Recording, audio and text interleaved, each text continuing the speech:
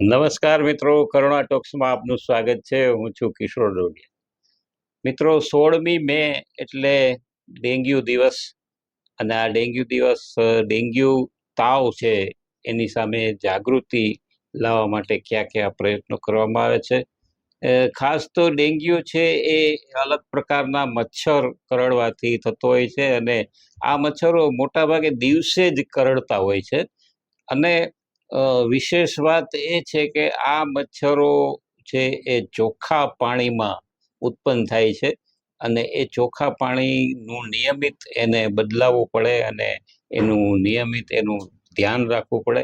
તો આ બધી બાબતે ચર્ચા કરવા માટે આજે સ્ટુડિયોમાં ઉપસ્થિત છે પ્રાકૃતિક ચિકિત્સક મહેશભાઈ ચાવડા. મહેશભાઈ, આપનું ખૂબ ખૂબ સ્વાગત છે.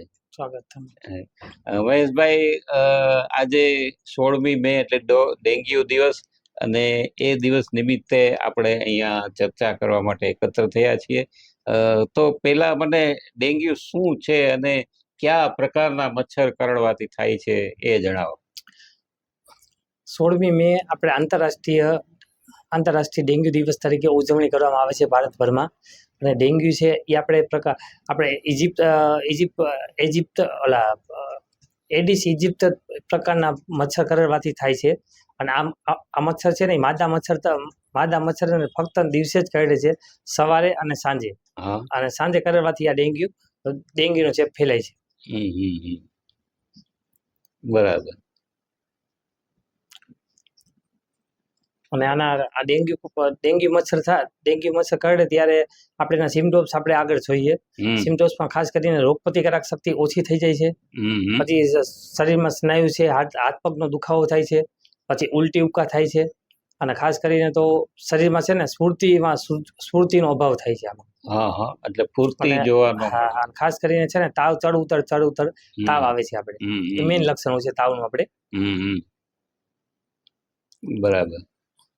અને ખાસ કરીને ડેન્ગ્યુ મચ્છર છે એ ઉત્પન્ન થાય છે આપણે જે છત ઉપર આપણે જે નાળિયેરના કાચલા હોય છે, આપણે પછી આપણે ખાસ કરીને પાણીના કુંડા હોય છે, પાણીના કુંડા જે ફ્રીજ રેફ્રિજરેટર છે એની ટ્રે હોય છે, એમાં અમે આ જોવા મળે છે તરતથી. અચ્છા, ફ્રીજમાં પણ જોવા મળે. આ ફ્રીજની પાછળની ટ્રે આપણે હોય છે, એમાં આપણે અઠવાડિયું 10 દિવસ પાણીનો સંગ્રહ થતો હોય છે, અને ફક્ત ને ફક્ત ચોખ્ખા પાણીમાં જ આ મચ્છર છે ને એ મચ્છરના લાર્વા જોવા મળે છે.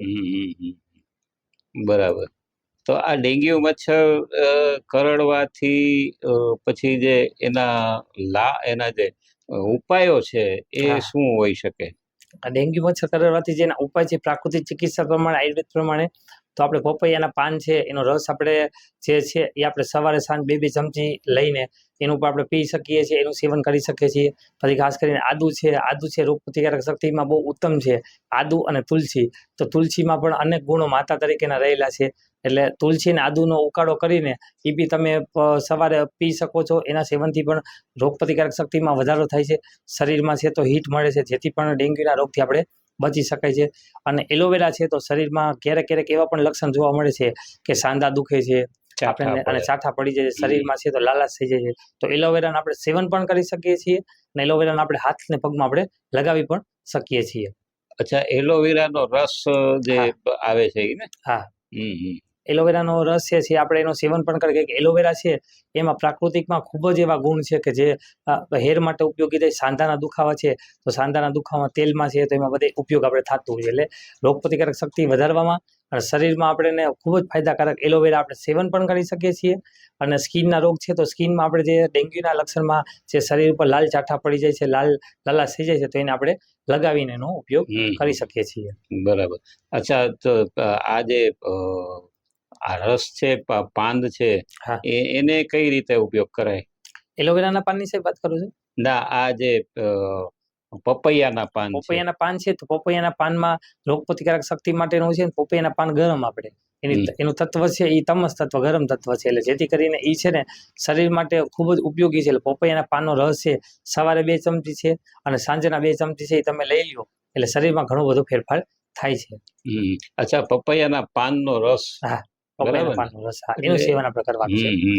એટલે ફક્ત પપૈયાના પાનના રસનું સેવન કરશો તો એમાં રિઝલ્ટ આપણે પ્રાકૃતિક ચિકિત્સા પ્રમાણ ખૂબ જ સારું મળે છે. અને બરાબર. પુષ્કળ પ્રમાણમાં પાણી પીવાનું છે આપણે ખાસ કરીને, હમ, કે હમ, પુષ્કળ પ્રમાણમાં પાણી તમે પીશો તો નારિયેળ પાણી છે બહુ ઉત્તમ છે અને કુદરતી પીણું છે, હમ, જેમાં કોઈ જાતનું ભેળસેળી નથી થતું. એટલે કુદરતી પીણું જેટલું નારિયેળ પાણી પીશો, પુષ્કળ પ્રમાણમાં પાણીનું પ્રમાણ વધશે એટલે જે કાંઈ ડેન્ગ્યુના સિમ્ટમ્સને લીધે જે રોગ પ્રતિકારક શક્તિ ઓછી થાય તો એમાં બી આપણે ફાયદો થશે. પ્લસ આપણે પ્લેટેટ કાઉન્ટ છે મેડિકલ સાયન્સ પ્રમાણે, હમ, તો એ આપણા શરીરમાં પ્લેટેટ કાઉન્ટ ઘટવા મળે છે, જેની માત્રા હોય છે 1,50,000 થી 4,50,000, તો એ ધીમે ધીમે ઘટતા જાય છે. 30,000 પહોંચે છે માઇનરમાં, ઓછા થાય છે, ત્યારે ડેન્ગ્યુના પેશન્ટ ઉપર વધારે ખતરો થતો વધી જાય છે. જાય. હમ, હમ. એટલે ખાસ કરીને ડેન્ગ્યુને જે પ્લેટેટ કાઉન્ટ છે ધીમે ધીમે ઘટવા માંડે છે, તો આ બધી પ્રાકૃતિક ચિકિત્સાના તમે કરશો ઉપાય એટલે પ્લેટેટ કાઉન્ટ 1,50,000 ની અંદર આવી જશે.